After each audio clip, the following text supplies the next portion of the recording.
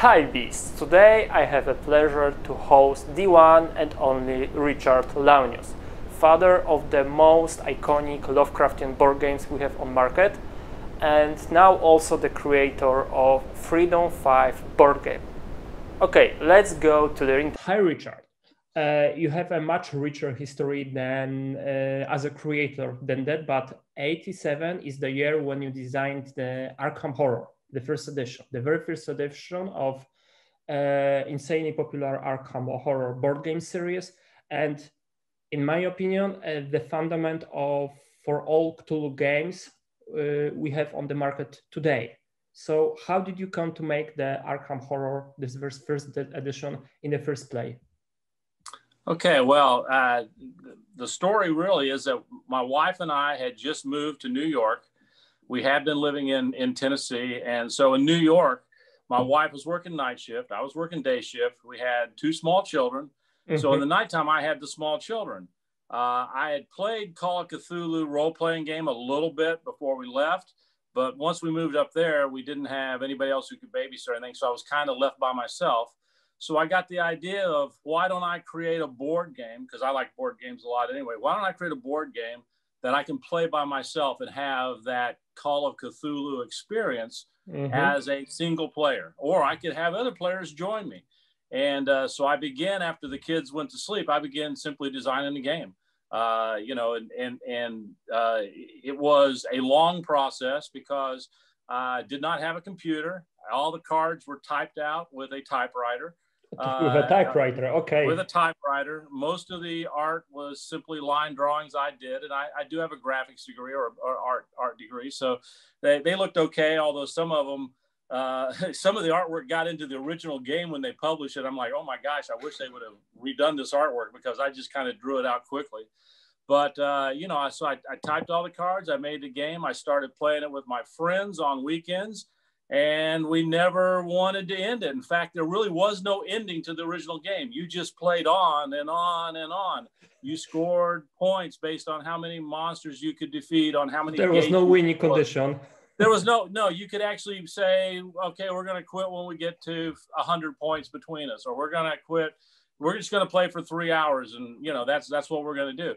And we just played it over and over again. And then they started wanting me to get it published. They started saying, send the game off. Yeah, I think Chaosium will publish this game, and I didn't really want to, because it was my only copy.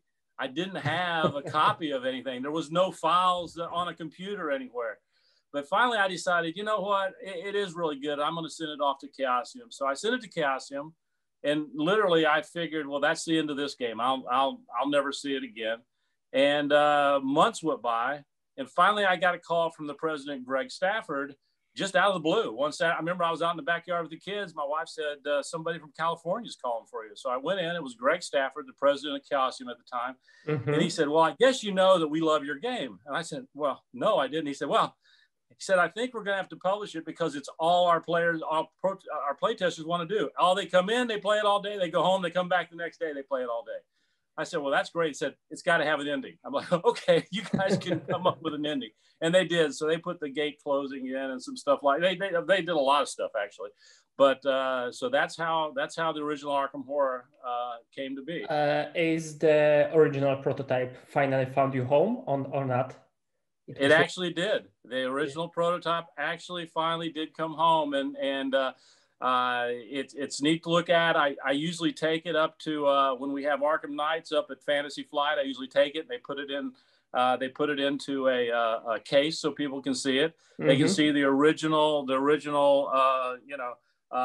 Joe Diamond and Jenny Barnes, the original cards as they were created. They can see the board as I originally hand drew and colored it in with markers, and so they enjoy it. I also run I've done what I call an Arkham Horror Classic, which I've kind of merged the second edition into the first edition. And you play on the first edition board, an updated board I had, a beautiful board, and you play with a mix of the rules, but mostly the original rules. And it's always very popular at conventions because it's like stepping back in time. It's like stepping back into the 1980s with roll and move and all that kind of stuff. So it's interesting. Okay, so this is also something new for me, and I'm interested. I will check it later. I have the personal question for you because you said you were playing the Cthulhu RPG. You are the father of the first Arkham Horror and second and third and Elder Science as well. And my question is, what's your favorite old one and why? What's my favorite? Well, you know, most everybody knows the one I really love the most is Yig. I can't explain it other than I just love a terrifying giant snake who comes in with a carpet of snakes who, you know, can poison you at just by a touch of a fang. So that's one I really enjoy. Okay. I mean, there are others. The one I can't mention his name because bad things have happened to us, but you probably can guess which one that one is. I love that one as well. You know, Cthulhu's granddaddy. I mean, I love playing against Cthulhu also, but if when people ask me my favorite, it's always Yig. In fact, when we were doing Eldritch Horror, they called me in. We played through it, and I worked with them on finalizing the Eldritch Horror game.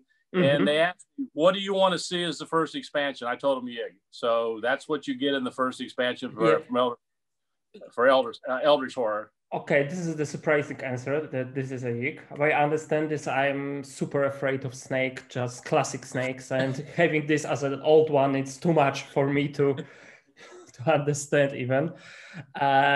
You mentioned, because of course, before interview, I've made some more research about your previous work, and I found that Eldritch Horror was based on your games, but you were not the main designer for Eldritch Horror, because I can find you on your rulebook. I'm not the main designer. No, I'm not. But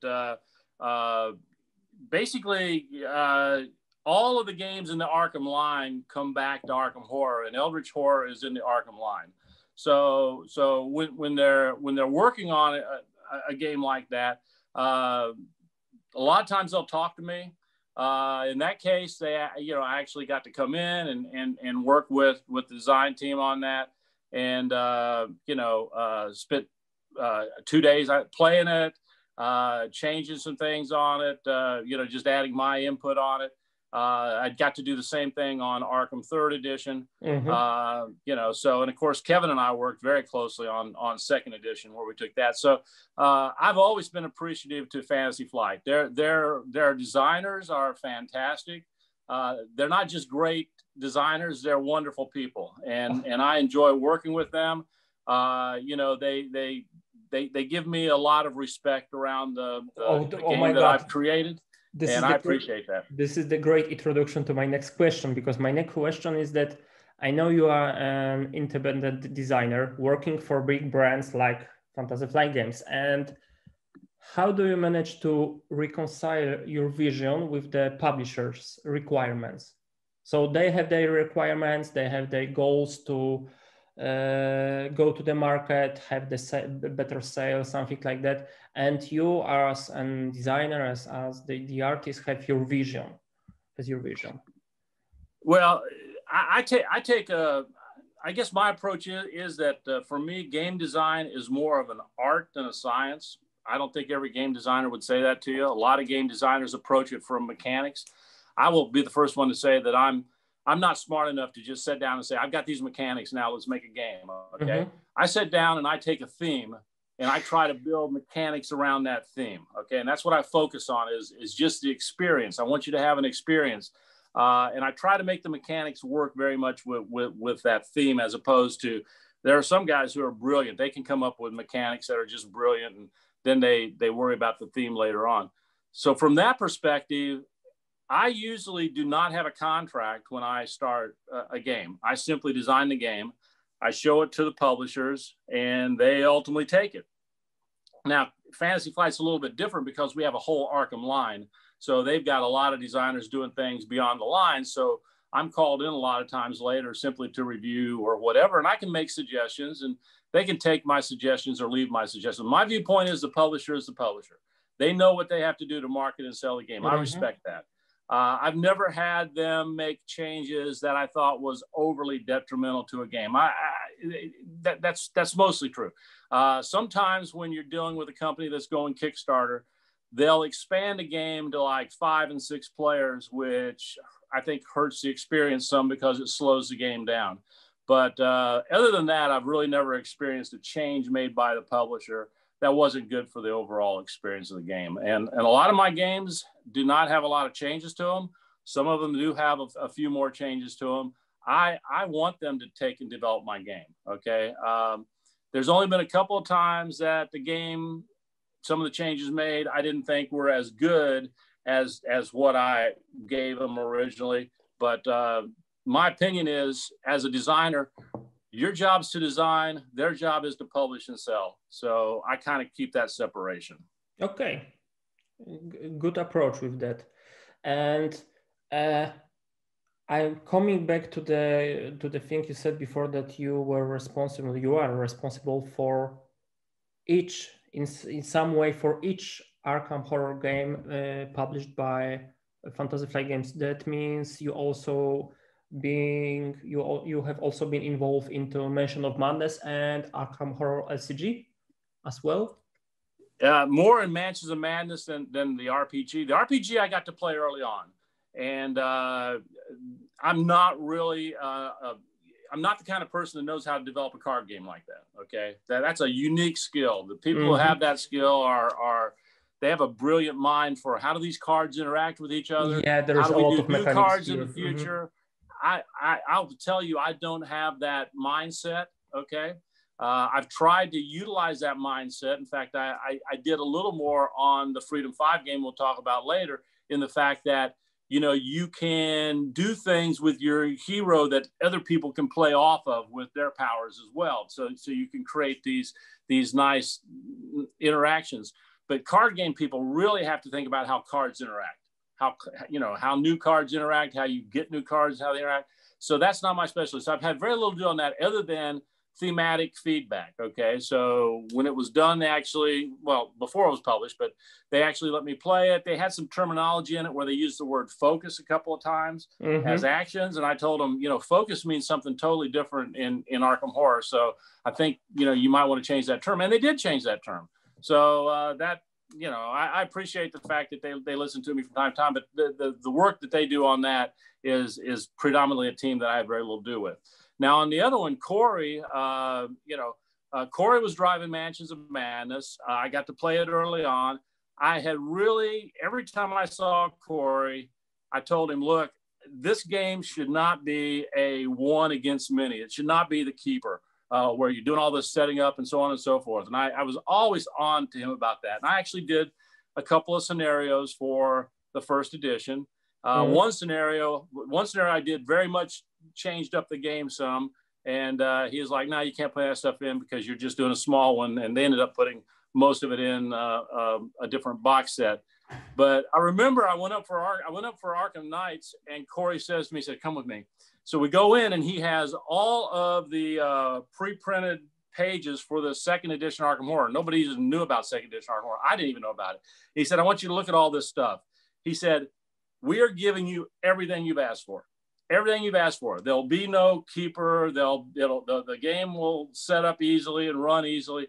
And I went through this stuff. And I'm like, yeah, this is fantastic. It's exactly what we've been talking about. So that's kind of my involvement with the Mansions of Madness stuff. Once again, they've got a great team that puts that together. They don't seek me out for much of anything. Corey would run a lot of stuff past me from time to time. But beyond that, and that's really true about most of the Arkham line now. They share some information with me.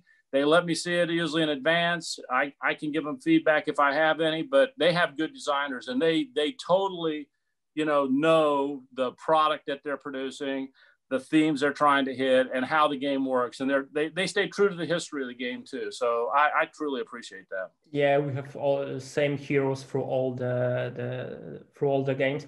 And my extra question about the Mansion of Madness mostly because of the fact that Mansion of Madness is the very first reason I fell in love into the board games. So well, that's great.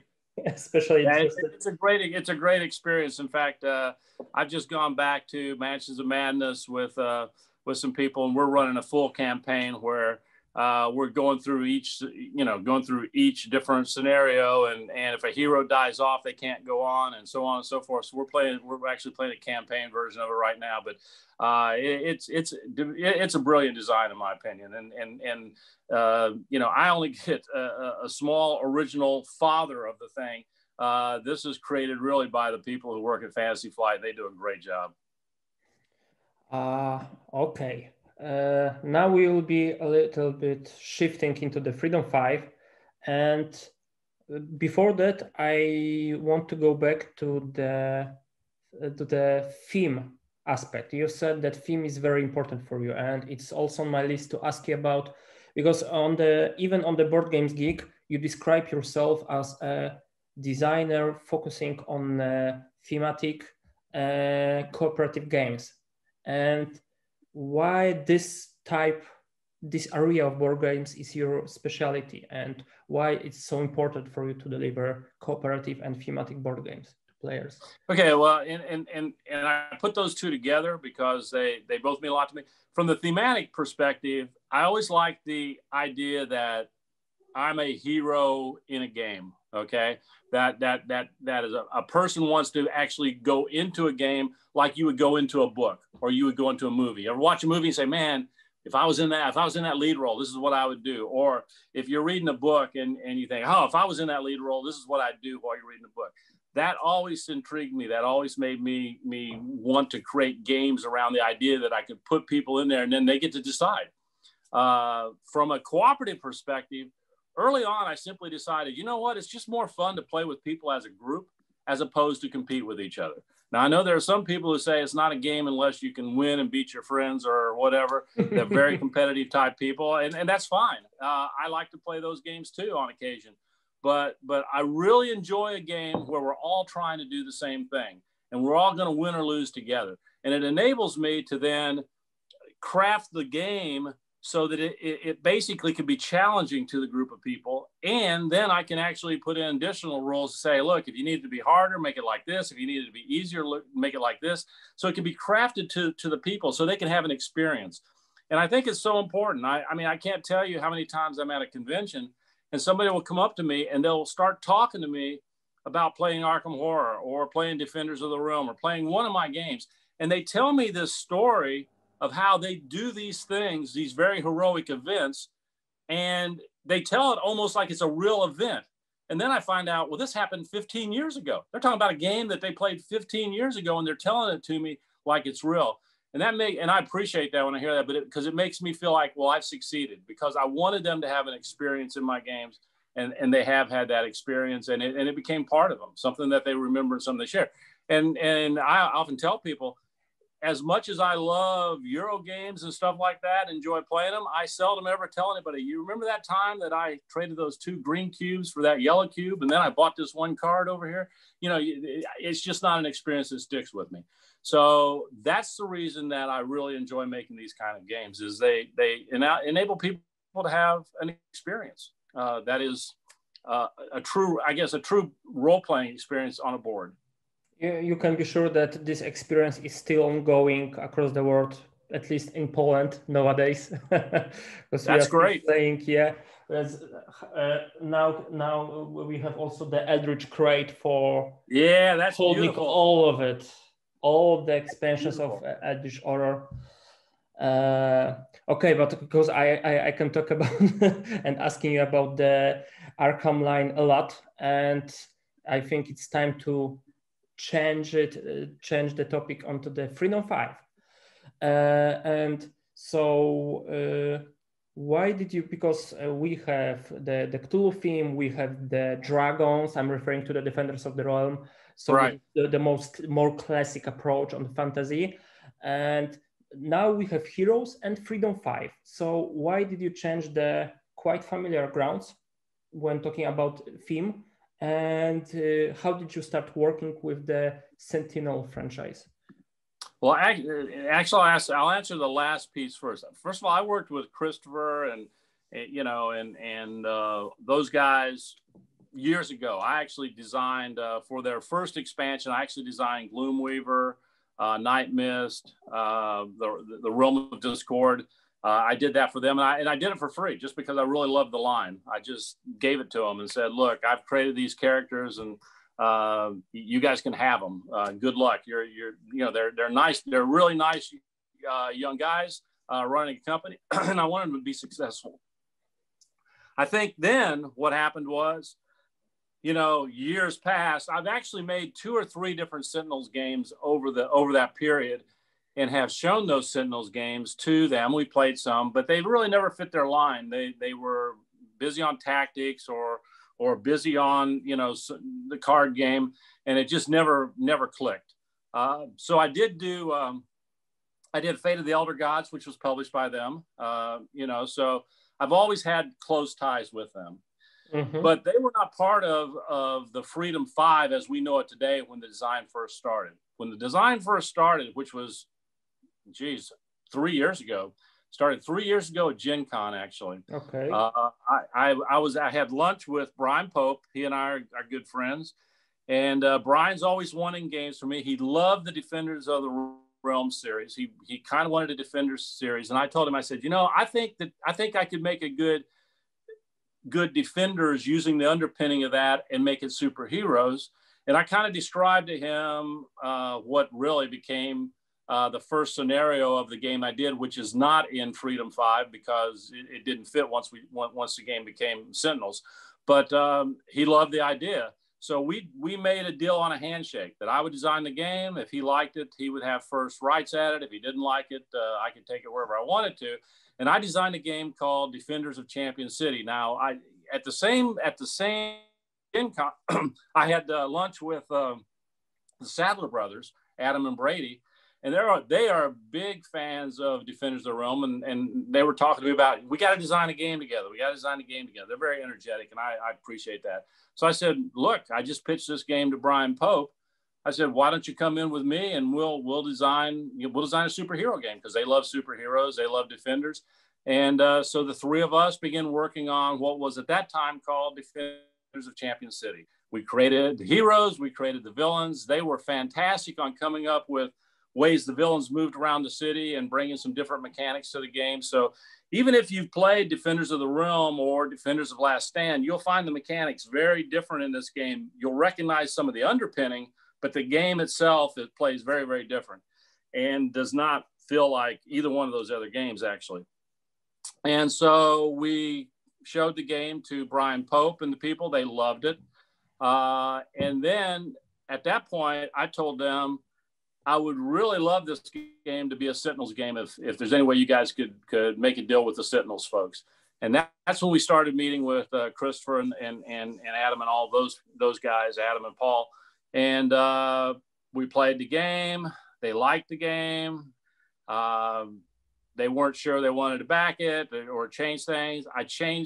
We at that point changed the whole game, rewrote the scenario. We actually changed from a common hero deck to every individual had their own ability, or we call them ability now, but power deck. So we really focused on bringing the hero out and making it live up to the Sentinels world.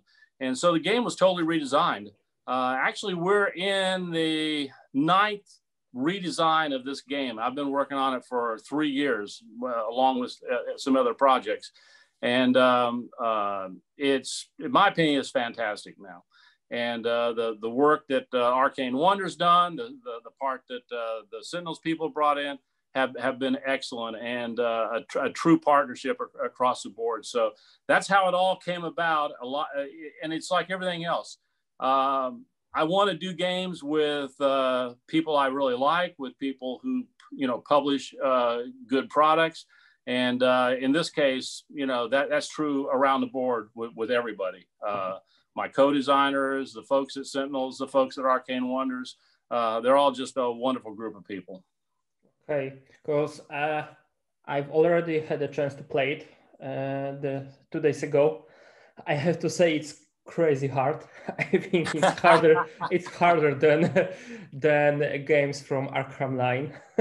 And we were playing at the medium between easy difficulty. It wasn't the medium, it was, but it wasn't easy. It's something between, and we won by one action, by. So it was a heroic win at the end. Yeah, heroic win, and by one roll or by two rolls of the dice, something like that. So it's very close. It was very close to not winning. There are a lot of strategies that you can put into the game, okay? And the more you play, the more you understand those strategies. I mean, I don't know which heroes you used or how you used them. One of the great strategies to use is to constantly use people like Bunker or somebody who can do damage to heroes to make sure they're doing damage. If you were going against, I assume you're going against Baron Blade. If you're going against Baron, you're going against Baron Blade. You want to do that Omni Blast at his location as many times as possible. Do as much damage as you can possibly do to his platform. Just that's automatic damage that you can end up doing. But there's a lot of different strategies, or you can take the same strategy and do damage to the heroes. So that the villains. So when you attack the villains, you end up putting 7 damage on his platform. But yes, that one's challenging. It probably, based upon the arc that we have right now, is probably a little too challenging for the first comic. But I don't see us lightening up too much. We might ease up a little bit in a couple of places there, but I think that it's going to continue to stay challenging. And the thing is, when you go to play the next comic, you're going to find yourself facing, different stuff that's going to be, as challenging, but in a very different way. So that's the part I really like about it. The comic books are not just a comic book with a scenario. People who played Tactics might think, oh, well, there's a comic book and it's got a scenario set up and we just play through the tactical. It is strategic, not tactical. And as you move through the chapters, the game changes. As you move through the chapters, the events around the villains change. Things will change on the board. And that becomes even more true as you advance into other comics. I can see some mechanic references to your previous games, but and as you said before, many of the mechanics or implementation of them are totally new, and I dare to say that if we implement Freedom 5 mechanics into the Cthulhu theme, we probably can get the best Cthulhu game on the market so far. So, and going to my question is, if you can answer this trying to be objective, is it you the best? It's your the best game so far? Is it you from the mechanical side, although not only from the mechanical side? Is it you the masterpiece? It wasn't. It's intended to be. Okay. When I first started this, I because I'm 65, so I'm sitting here going, which one's going to be my swan song, so to speak, as the last one that I design. All right. Not that I plan on going anywhere, but I will tell you, it's funny because I used to work with, a lot of really good workers who would get older and they would slow down. Okay. They would work all day and they wouldn't get a lot done. And I would think, why are they not getting so much done? Now I'm one of them. Okay. I work all day. I don't get hardly anything done. I'm like, okay, that's just the way it is. I think our minds wander some, I guess. I'm not sure. But so that was one of the intents. I would say to you that there are 2 games right now in particular, actually 3 that are unpublished. And each one of those, I would say, are probably my best overall games to date. All 3 of them are superb. Freedom 5, probably the overall best when you look at everything together. But there's one other in particular that from a theme and from a gameplay, for at least feedback from my play testers, I would say that definitely challenges it. Can you answer the question? It will be the Arkham game? It is not an Arkham game. It's not Arkham. Okay. Because this was my last final question for the interview. I have still several more that if we will see some new projects in the near future. So now we have the answer. You are currently working also on the 2 more projects. Actually, I've got 1, 2, 3. I've got 5 games in process. 3 that are sold. and two that I've not showed to anybody. Of course, I don't go out of my way to market to companies. I usually go to conventions, play my games. There's a company there. If they see and like my game, I sit down with them. And if there's somebody who I want to do business with and they want to do the game, then we come to a deal. I'm more of a handshake kind of guy to publish games with. And that's good or bad, depending on how you look at it.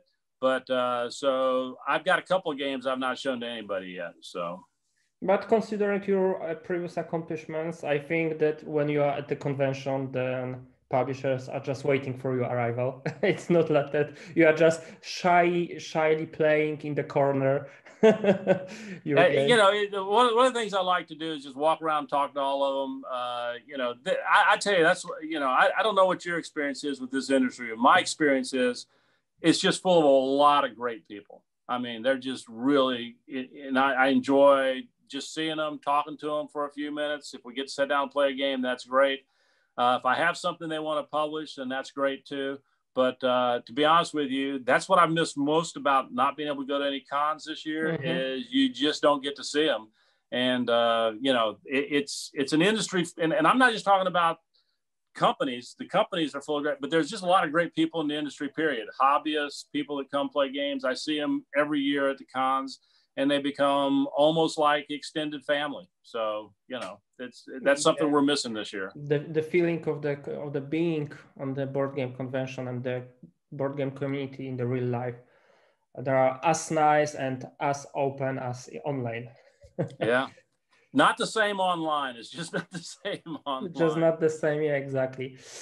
Coming back to Freedom 5, I want to talk a little bit about the highly asymmetric of the heroes, because in the comparing to the last Arkham game, the Arkham Horror 3, investigators have a few different start cards skills, but Legacy and rest of the heroes from Freedom 5 are much more asymmetric, and this is a new thing for you to make some asymmetric heroes for the board game. It was a challenge for you.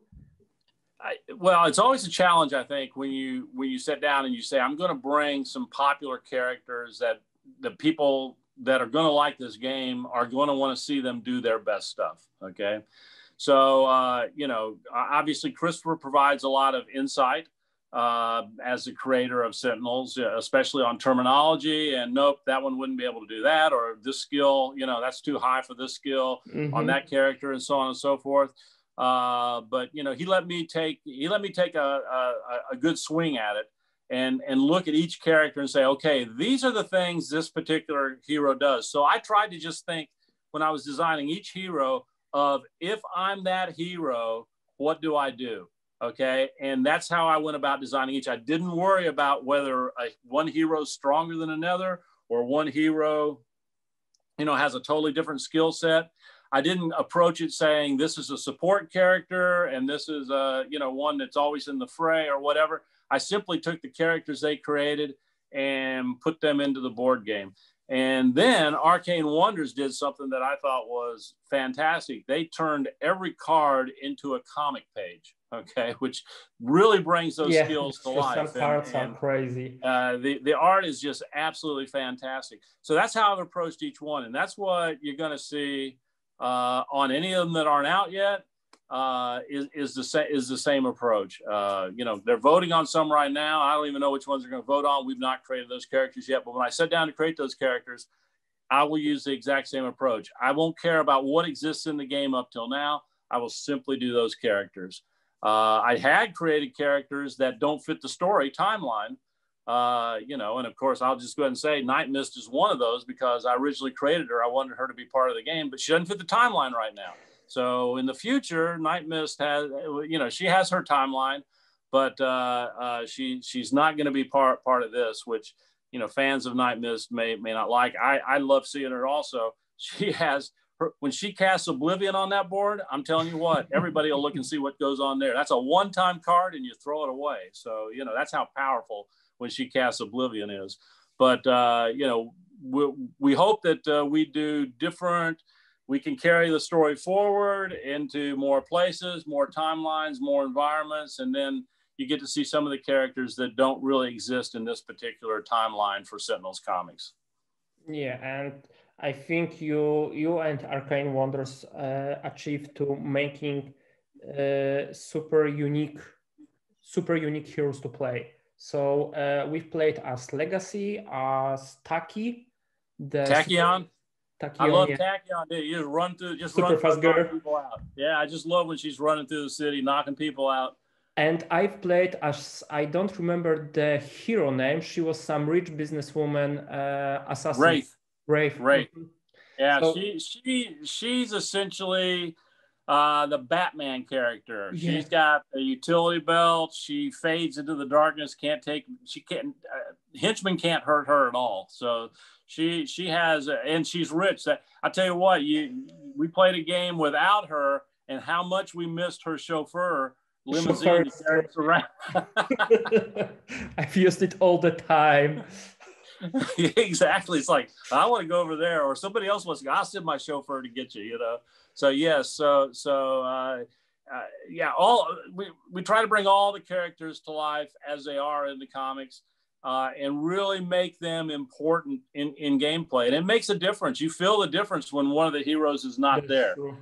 You can really tell that has an effect on the game.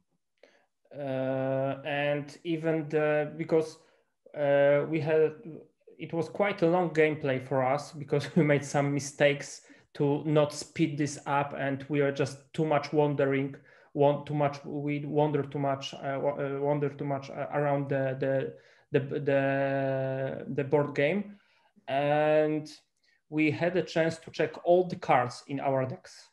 And I have to say that each ability is useful. It's not sometimes when developers and publishers are showing and publishing the game on the Kickstarter, they're just implementing more and more cards, and some of them are not that useful, or they're just extras.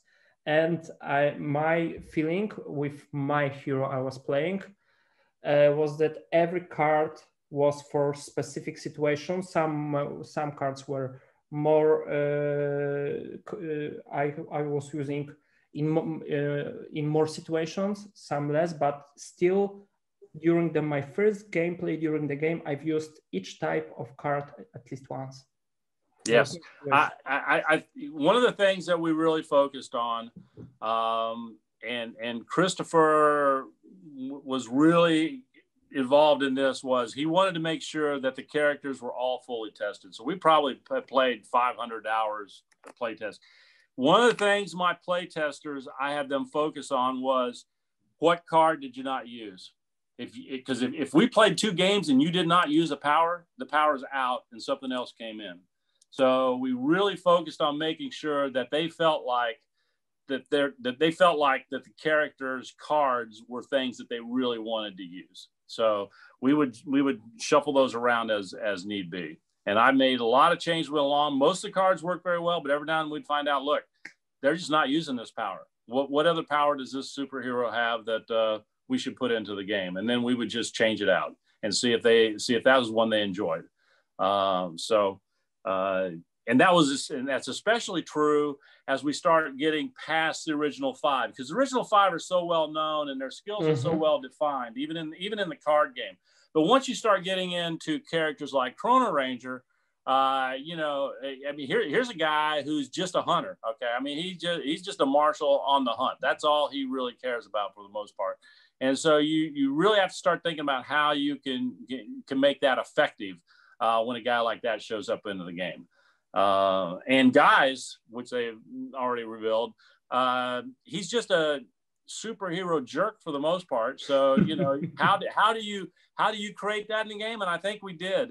And I can remember some of the first play testers telling me, you know, he's a jerk, but he's not as big as jerk as he needs to be. So we made his cards even more jerky-like for the other players. So he breaks the fourth wall a lot. He messes with the other players as well as the villain. Awesome. And you can appreciate what he can bring to the game, and you can be totally annoyed with him at the same time if you've got a player who plays guys the way that guys can be played. So it's still not recommended, considering the the fact that the game is hard to win for now. Oh, I know that, but he has tremendous powers, but all of a sudden he's messing with the other players' decks. Okay, he's doing stuff that you're like, wait, leave me alone. I've got my own plan over here, and he doesn't care. He just wants to be the big hero, okay, because that's what he likes to be. So yeah, so it's fun. So we try to create, around all of the characters that they truly live up to their Sentinel's persona from the comic and from the card game and what will become the role-playing game.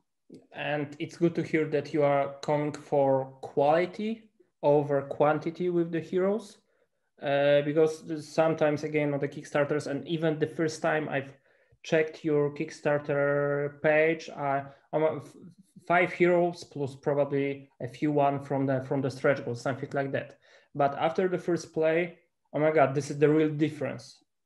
Each one is very unique, different feeling playing with specific hero, and this is not about the number of heroes you can choose from. This is about the feeling of playing them, and this is about the quality of the actions and cards and choices you can make as this particular hero. The intent from the very beginning was that at least from the design. I'm just going to talk from the design. I can't speak from the publisher, okay? Because the publishers have their own ideas, and they don't always share them with me. But from the design perspective was that there would be 6 characters to choose from in the game, 5 that could be active. That gives you some versatility. You're not always playing the same 5. And that's what we have, essentially, with Unity. And then the approach would be we would add hero packs, that would provide a new hero and so on and so forth. And in the campaign, they're getting some of that, but we're still keeping it down to where it's reasonable. It's not going to be like 25 heroes to choose from, because the truth of the matter is, you could play the same hero through the entire arc of comic, and you would discover new things about how that hero interacts with the other heroes in that game. That's how many things change across the arcs of the comics. And as you get new powers added to your hero, because you were just playing one scenario, and there's the full campaign when you can evolve. Right. Right. So, and it's very, to me, the story arc is all about, it's very important to me. The story arc and how what we give you is important too. Okay, that it makes a difference that you play, and whether you win or whether you lose, it's going to drive the story forward. And if you don't like the fact that you lost, play it again. Okay, nobody's going to sit there and say, oh, you couldn't play it again. But you're not going to know what's coming because it's going to be in envelopes. You're not going to know what's going to be in those envelopes that you're going to get or not get at the end of each scenario. And bad things happen as well as good things, depending on how it ends. And that creates something the heroes have to deal with and the players have to deal with. So it's a very strategic game when you think about it from that perspective. And what's more, from your perspective as a designer, is unique for Freedom 5 board game? What solutions and mechanics you implemented are the most favorite for you? You're the most proud of? For me, it was the change from the Defenders line to the superhero mentality. Okay, and what I mean by that is, if you played Defenders of the Realm or Defenders of Last Stand, what the game's all about is controlling the minions on the board, not letting those get out of control, because you actually lose to those guys if they get out of control. But in a superhero game, what I discovered after the first couple play tests is that doesn't work. And I had to totally change everything.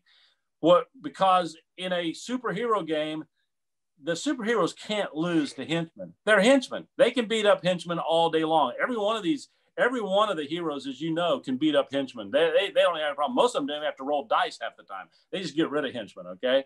So the henchmen can't beat you, even if they're overflowing and doing things. So the big change was that henchmen help the villains, and the villain helps the mastermind.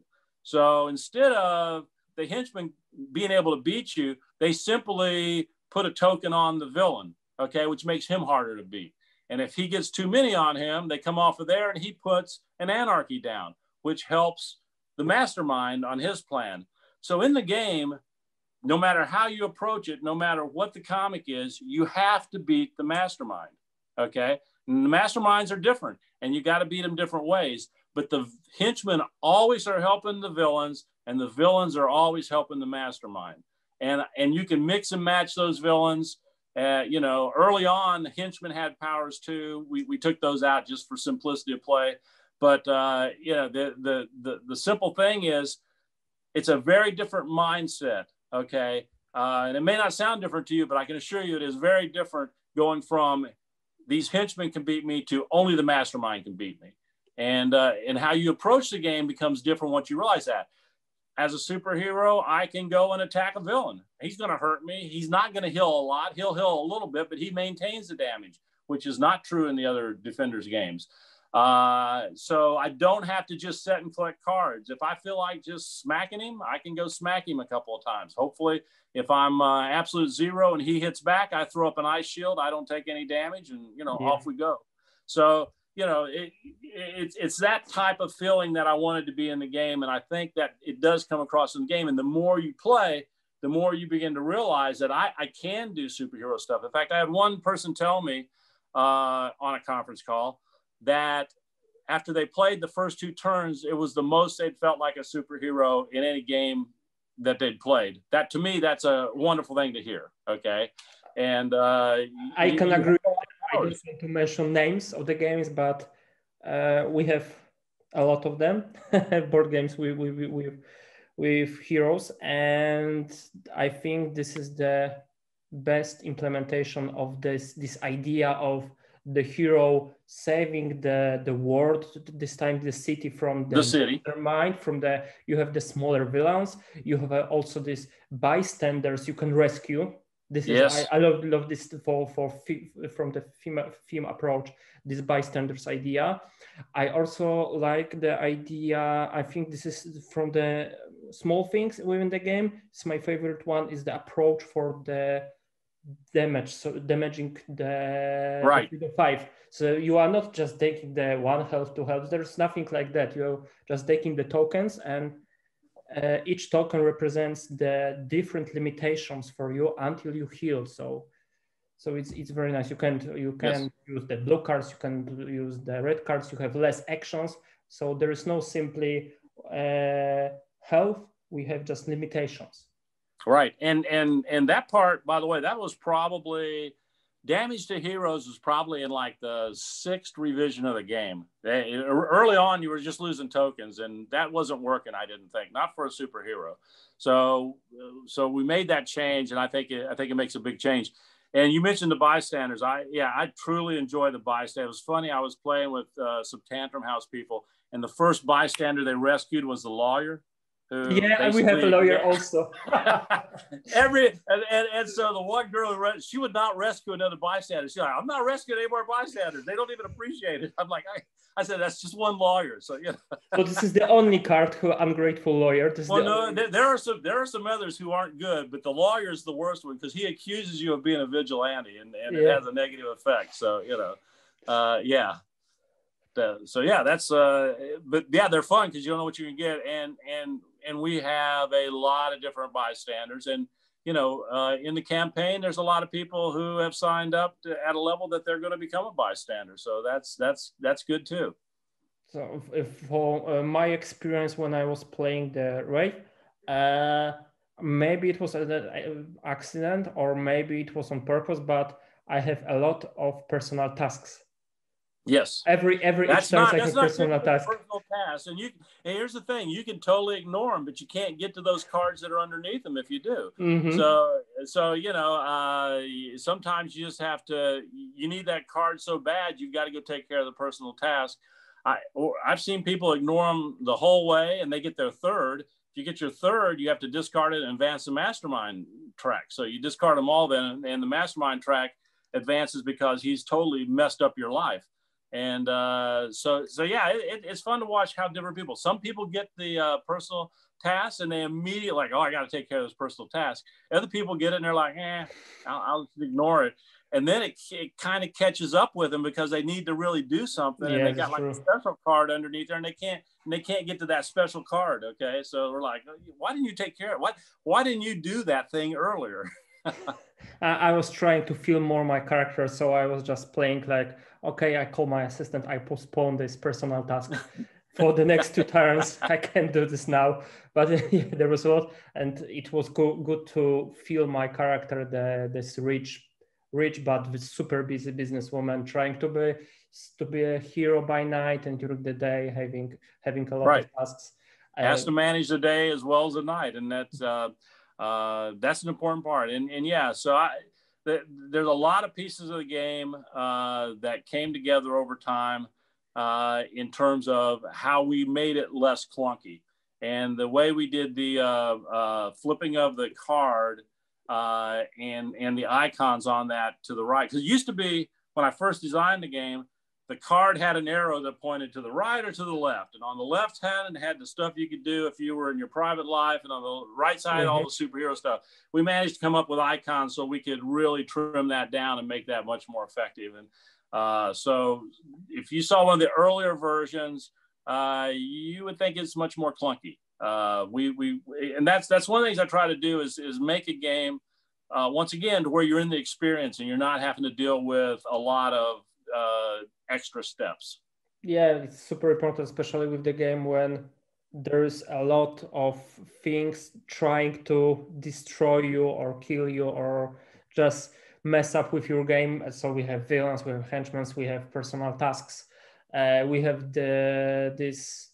Oh my God, I forgot the name. I want to say. There's justice cards that you want to deal with. Those are very important. And then, of course, you got special cards that give you really super power things that are outside of your control, but become things that you really want to have. Where you can. It feels a lot, but it was our first play, and we're playing using tabletop. Yeah, we weren't playing offline. So it was extra harder for us. And still we get the game after the first 2 rounds, something like that. Yeah. Usually when a player's done 2 turns, they totally know how to play it. And I think there is something really about being able to hold the cards in your hand, as opposed to tabletop. Tabletop thing is great. I mean, because you can put a lot of stuff out there and people can go to it. But when you actually hold the cards, move the miniature, pick up the henchman. If you're absolute zero, put your freeze token on a pile of henchmen. Okay, so they're frozen and they can't come into the game till the ice wears off. I mean, when you do all that, it just feels, just the way the game feels is different. When you're legacy and you play your card where you fly above the city and let them re-roll their dice, and you actually hold your hand up and you're right across the table from them. It just feels different. It just feels very heroic. So yeah, and it was quite a useful skill for our play. Yeah, this and Takiakio as well with her reroll. I always tell people, if you don't like to roll dice, Tachion's your character. She can run around and just get rid of people for the most part. And when she does roll, she can re-roll. And if she's got legacy beside her, then she's at least got 2 shots at it if he's got any of his cards in his hand. So it was the best character ever for the second half of Beastie Geeks, because we were playing with Robert from Wonders. Right. I was playing also with Greg from Beastie Geeks, and he is such a bad roller with oh my God, Robert was just shocked how many bad rolls you can get. With this character, it was easier to go through the game. Well, Robert is not a bad roller though. When Robert's around, I'll tell you, when Robert came and played, when the game was early on, not real early on, but I mean, it was probably in the second rendition of the Sentinels line, and he cracked me up because he took a character that's not in the. He took Night Mist. I say he took Night Mist. Totally broke the character. Used the character so well, he just broke it. So we had to make changes to Night Mist after he played it. And he's like, I can do this and this and this. We're like, Yeah, you can. Nobody who's played Night Mist has figured that out before. Robert figured it out like in 2 turns. So he's great to play games with. For not only is he fun to play games with, but he also can see connections in games that a lot of times, you know, even us designers will miss. He'll spot this connection, and it's what we love when we're doing play tests. Is like, okay, that's a good thing or that's a bad thing. We need to figure out which one it is now. So let's say he's a great guy to play cooperative games, but not competitive one. Yeah, I don't know if I'd want to play a competitive game against him. No, he would just beat me. I'd still have fun playing against him, but he'd probably just beat me. I can live with that. Okay, I think we reached the shore with the interview almost, because I've asked all the questions I had on the list. Maybe you want to say something extra with your current projects, or you can't say anything more? I don't want to overstep my boundaries, but well, I can't really say. All I'll say is that I have a futuristic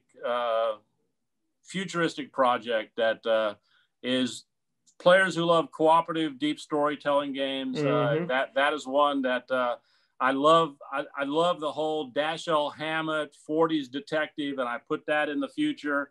And that is just, in my opinion, a truly great game, and I look forward to that one coming out. The other games that are already with publishers, I don't want to mention, but I'm working on a NASCAR game right now that actually I love NASCAR. And when we got kind of shut down for the pandemic and stuff, I started designing NASCAR games just for the heck of it. I did work on Thunder Alley and stuff like that, but I decided I wanted to do a game that moves quickly, really quickly, that you can play in 30, 45 minutes max, and has a feeling of true NASCAR. And I've actually created 4 different ones. One is a solitaire game just for me. I played an entire season on it, and I absolutely love it. It's one I'll never take to a publisher. It's just my game. Then I've got a couple of other games, a highly strategic game called Green, White, Checkered, where you just play the last 2 laps of a race. You don't have a track that you go around. You simply have a track that moves forward from, when they move off the back track moves forward, and it just goes 6 turns and it's over, and runs always 12 cars, regardless of how many players are playing it, even solitaire. That's a lot of fun, but very, very strategic and tactical. And then I've got another game that I think is probably the one I want to publish, called Rolling Thunder. It uses some of the mechanics out of Las Vegas, where you choose racing actions, and then you get cards and perform racing actions on the track. And it's very interactive and very good. So that's the one of all of them that I think that I would talk to publishers about, would be that one. But we'll see. In the meantime, it's one we simply play every week at the game store. You can play a season in about an hour and 15 minutes. You can play a whole season of 3 or 4 races. So it's fun. Still, I can't imagine implementing the feeling. I'm very interested by this, because I can't feel. I can't imagine implementing the feeling of watching, being participant of NASCAR races into the board game. So it's I've been a fan of NASCAR for years. I grew up in the South. I remember making, when I was 8 or 9 or 10 years old, making racing games with Richard Petty and David Pearson, who was from our area. And I can remember us creating a game where we took little plastic cars. We had a board that we set at an angle, and we'd take the plastic cars, set them up top, and we'd tap the board, and those cars would bounce down the board to see who won. And we would play that for hours. That's one of the first games I ever designed. Not a very good game, but I remember it forever. So I'm always going to be a fan of stock car racing, racing games in general, but stock car racing. And I've really done some work on these that are just fun to play. So we'll see. Of those projects you mentioned before, because a few questions ago you said that you have at least 2 of the projects, and one is the Freedom 5 that are your holy grail for now. So yes. One is the Freedom 5, and the second one will be this futuristic. Yes. Okay. Yes. The futuristic and Freedom 5 are, and then there's one other that are certainly, I would say, among the best all around games that I've ever made. So yeah, that's just my opinion. And you think when we can hear more or see more about this futuristic game? It's the term of months or years? Whenever that company wants to, it's funny because, you know, I gave them my prototype. It's a huge prototype, and I gave them my prototype, so it means I don't have it anymore. And it's the only game that my playtesters, now my playtesters like all the games, but it's the only game that my playtesters always say, when's it coming out? We miss playing it. And that's always a great thing to hear. So, you know, we'll see. Okay. I have no control. I have no control, and I certainly don't want to say anything. I got to let these companies do their own marketing. Yeah, I understand the behind scenes works here, so I'm not trying to ask more than I should about, but I think it's still good to know that you are working on more projects at the same time, and few of them will be even better than things we have from you on the market now. I think so. Well, I think the key to it is that the more you design, the more you understand about how to try and make a game elegant, not just playable, but elegant. You can make a fun, playable game, but if you actually can get it elegant, it still may not appeal to everybody, but that's fine. Does it appeal to the audience that you're aiming it at? Okay, that's kind of what I focus on. I'm never going to design games for the overall masses because the majority of people either want a Euro style game or a competitive game. There has been a big growing co-op market, clearly, but my focus is always going to be people who want to have for the most part, an experience that feels like that game. Okay, whether you make it competitive or whether you make it co-op, and the majority of mine will be co-op. Of course, the racing games are not co-op, but you know, and kind of create that. Can they step into this world? Okay, so I'll take the futuristic going. Can you step into the future, into this world, and be the kind of detective? I call it's kind of a cross between, you know, Blade Runner and an apocalyptic world on top of that. So it's kind of a mix between these things. Okay, and you know, can you step into that world? And what kind of character will you be? Because I will allow you to be the decisions that you get to make a lot of decisions, and you have to walk a fine line between, you know, how much criminal activity can you do before you're as bad as the criminals that you're chasing. Okay, and I let the players, you know, take that step. So I think that immersion is the brand mark of most or all of your games, that you are talking about this going into the world feeling like a character. So saying in one word, for me, I'm always repeating this on our social media, that immersion is one of the most important things also for board games, not only for books and other media, but for board games even more important. And I always feel that playing your games, I feel the immersion not only through the theme, from the story, but also through the mechanic and the actions. So there are no actions coming not from the immersion or from the story behind the game. So everything is cohesive. That is exactly what I try to create. And I think the real balance, especially if you have encounter type things, is how to write enough information, but not too much. You don't want to read too much because that takes forever, but you want to read enough. You want to read enough that you feel you know what's going on, that it actually creates that atmosphere or whatever. And that's a tough balance. And, you know, I think I've achieved it on this future one. I think we've achieved that a lot on Arkham Horror. And, you know, and it's basically what I work to do. But I'll probably always create games, whether I publish them or not. But beside the point, somebody once asked me, you know, how do I want to spend my retirement? And the answer is, you know, I obviously want to do things I want to do. I want to spend time with family and friends. But I've always been a designer of games, and I will probably be a designer of games till the day I die, because it's fun to do. So Oh my God, still, this is a great approach, and I'm still thinking about this Blade Runner slash the post-apocalyptic theme. So for all people who will reach the end of the interview, one of the main points should be that Richard is working on the next great game. One of the games is currently on the Kickstarter. This is the Freedom 5, and from my perspective as the player, I think is definitely one of the best of your work for now. Absolutely. In fact, Brian Pope used to always ask me, is this the best game you've ever designed? He would always say that because I want the best game designed. I said, as of right now, it's the best. That's how I answered it. It's absolutely true. It may stay the best. We'll see. But certainly as of right now, it's the best. And it's not just my design. I can't give Adam and Brady enough credit to. They brought a lot of great things to this game, and they deserve, a tremendous amount of praise from the players on that. Okay, Richard, it was tremendous pleasure to meet you. Total fan of your games, but I already mentioned it several times. And I hope I will see more and more games made by you.